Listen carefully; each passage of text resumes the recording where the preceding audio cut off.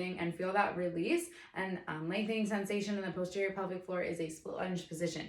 Don't be afraid to let your knee travel over your toes as you come into that nice stacked position.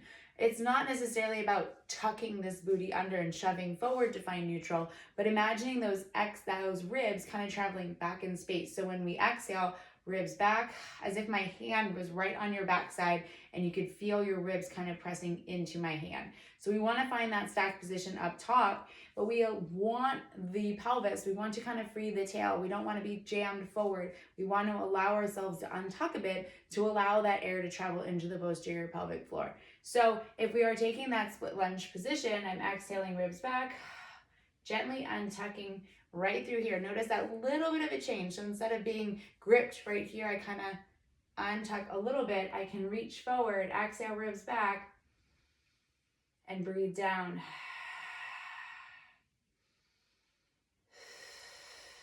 I can even add a little bit of a hip shift on this side to feel some length and stretch along these external rotators.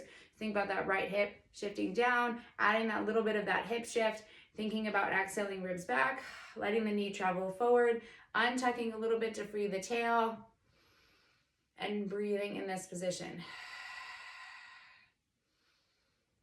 The biggest thing here is to watch as you go into that hip shift that you don't hike the hip. So you want to keep this kind of pant leg about the same. So this right hip kind of drops down, at least when I'm working the left side in front, and I'm thinking about exhale, ribs back, knee travels forward, and I gently untuck a little bit of just the pelvis so that I can feel that air